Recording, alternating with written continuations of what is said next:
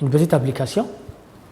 Soit f, la fonction définie sur l'intervalle I égale moins 5, 6.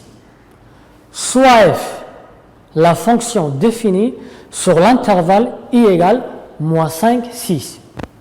Par f de x égale x au cube plus x au carré moins x plus 1. On vous donne cette fonction. Étudier les variations de f sur l'intervalle I. F est une fonction polynôme. Bien sûr, on a x au cube, x au carré moins x plus 1. Donc c'est une fonction polynôme. Et on avait dit toute fonction polynôme est dérivable sur R. Donc elle est dérivable sur R.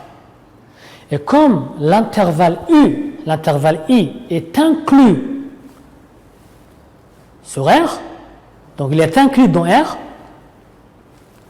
la fonction polynôme, cette fonction f de x égale x au cube plus x au carré moins x plus 1 est une fonction polynôme définie et dérivable sur R, donc dérivable sur un intervalle plus petit, c'est-à-dire I, moins 5, 6.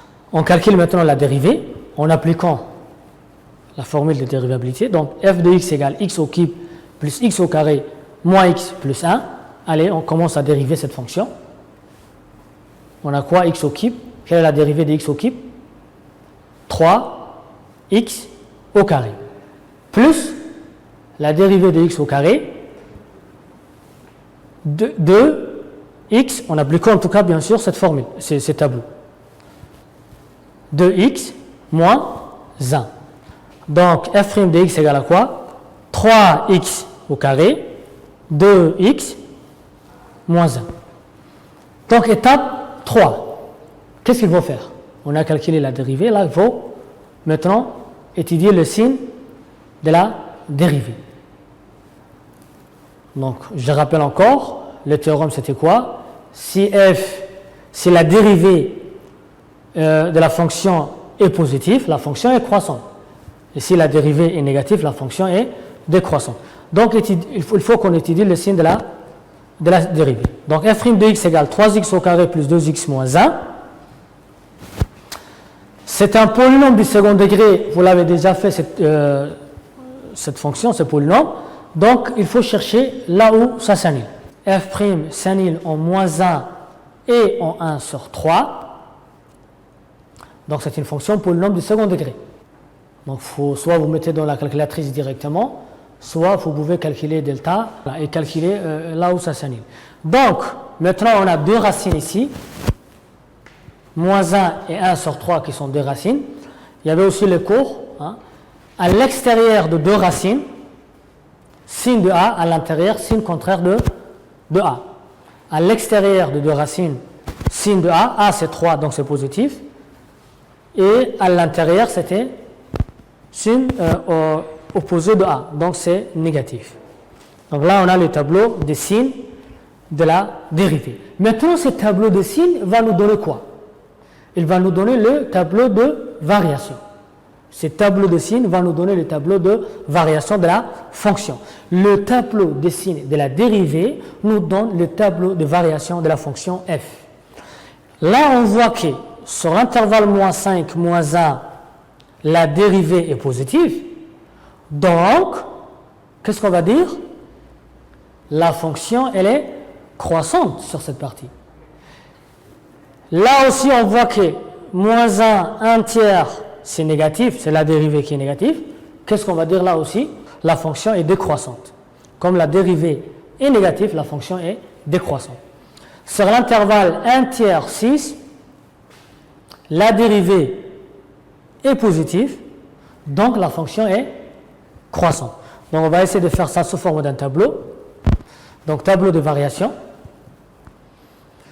Voilà, un petit résumé. Sur moins 5, moins 1, la dérivée est positive, donc la fonction est croissante. Moins 1 sur 3, la dérivée est négative, la fonction est décroissante. Et sur l'intervalle 1 tiers 6, la dérivée est positive, donc la fonction elle est croissante. Donc on peut compléter les images. Vous calculez directement f de moins 5, f de moins 1, f de 1 tiers et f de 6. Donc on peut bien évidemment compléter les tableaux rapidement. Donc soit la fonction définie sur l'intervalle I égale moins 5, 6, par f de x égale x au cube plus x au carré moins x plus 1, étudier les variations de f sur l'intervalle i. Donc l'objectif c'est d'étudier les variations de la fonction sur l'intervalle i.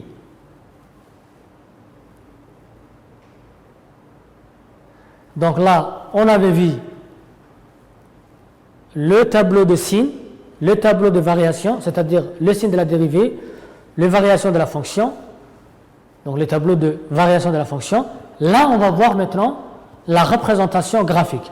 Les tableaux de variation, c'était donné. Donc on avait x moins 5 moins 1, 1 tiers 6, on avait la dérivée, et là vous avez la fonction f.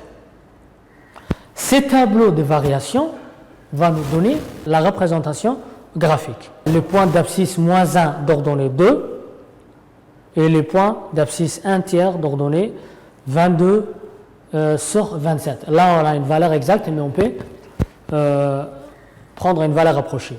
Donc à la fin, en s'aidant avec la calculatrice et en même temps ces tableaux de variation, on obtient cette représentation graphique. Donc là, vous voyez moins 1, 2. Voilà. Et ainsi de suite. 1 sur 3. C'est à peu près là, 1 sur 3. 22 sur 27.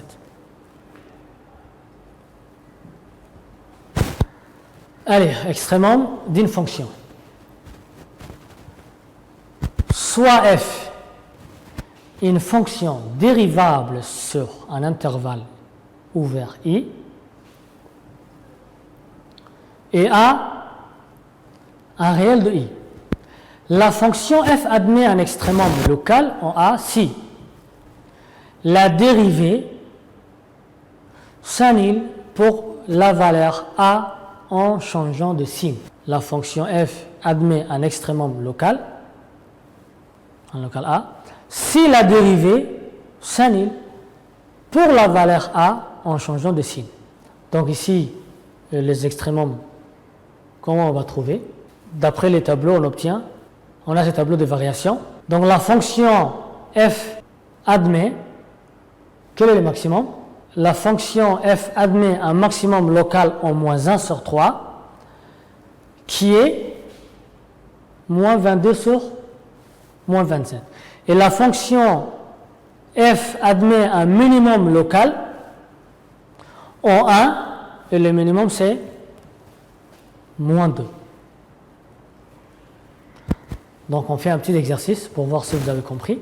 Soit f, la fonction définie sur R par f de x égale 2x au cube moins 3x au carré moins 36x. Déterminer les extrémums locaux de la fonction f. Donc voilà la question, déterminer les extrémums locaux de la fonction. On va chercher les extrémums locaux en utilisant la calculatrice, c'est-à-dire le maximum et le minimum. Donc il faut écrire la fonction, donc mini-graphe, ça vous connaissez, on écrit et on trace. À partir de là, vous pouvez changer ici un shift F3, il faut prendre l'intervalle moins 6, 6, et comme l'ordonnée on avait des très grands nombres, il faut prendre moins 150 et 150. Je les prends comme ça. Donc ici, j'ai la représentation graphique. Comment, à partir de la calculatrice, trouver le maximum et le minimum. Donc, je clique sur JSON. Vous voyez ici le minimum et le maximum. Si je commence par le maximum, je touche F2. Et là, qu'est-ce que vous remarquez? Y égale 44. Donc, où est le maximum? Le maximum de la fonction f est 44 et il est atteint pour x égale moins 2. Je fais la même chose pour trouver le minimum.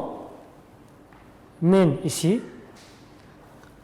Le minimum de la fonction f est moins 81 et il est atteint pour x égale 3. Donc voilà le maximum et le minimum. Donc, en utilisant la calculatrice, on avait obtenu ça.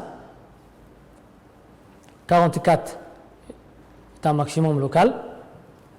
De l'autre côté, on a moins 81 qui est un minimum local. C'est un autre exercice. Bon, c'est toujours le même exercice. Soit f, la fonction définie sur R par f de x égale 2x au cube moins 3x au carré moins 36x, déterminer les extrémums locaux.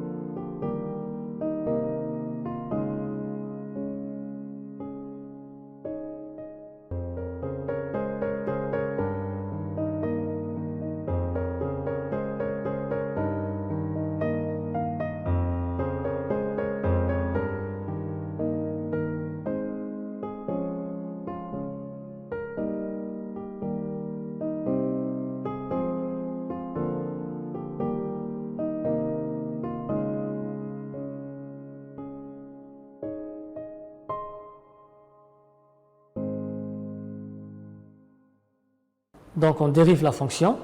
f' de x égale 6x au carré moins 6x moins 36. Donc en appliquant la formule ou bien en utilisant GeoGebra sur le calcul formel. Donc le tableau de variation est ainsi donné. Donc on fait les mêmes étapes. On a la dérivée de la fonction. C'est un polynôme du second degré. Il faut chercher le racine, s'il y a racine. En mettant dans la calculatrice ou en calculant delta à la main directement, en utilisant la formule, on obtient 2 racines moins 2 de 3. Sin de A à l'extérieur de 2 racines, 6 est positif, donc à l'extérieur de 2 racines c'est positif. Et à l'intérieur c'est négatif. Donc si la dérivée est positive, on avait dit la fonction est croissante. Sur l'intervalle moins l'infini moins 2, f' est positif, donc la fonction est croissante. Sur l'intervalle moins 2, 3, la dérivée est négative, donc la fonction est décroissante. Et sur l'intervalle 3 plus l'infini, on voit que la dérivée est positive, donc la fonction est croissante. Donc vous pouvez compléter à partir de là. Vous avez fait le chapitre limite. Là, vous pouvez calculer la limite de la fonction f. La limite de la fonction f en moins l'infini. Si on prend 2x au cube en moins l'infini, on peut prendre le monombre le plus haut degré, donc c'est moins l'infini. La même chose ici, c'est plus l'infini. Et là, il faut compléter en utilisant directement, en remplaçant x par moins 2 et x par 3. Si on remplace x par moins 2, on obtient 44. X par 3, on obtient moins 81. Et là, on voit les extrémums locaux, c'est-à-dire le maximum 44 qui est atteint en moins 2, le minimum x par 3 on obtient moins 81 qui est atteint en 3, c'est ce qu'on avait trouvé avec la calculatrice. Donc merci.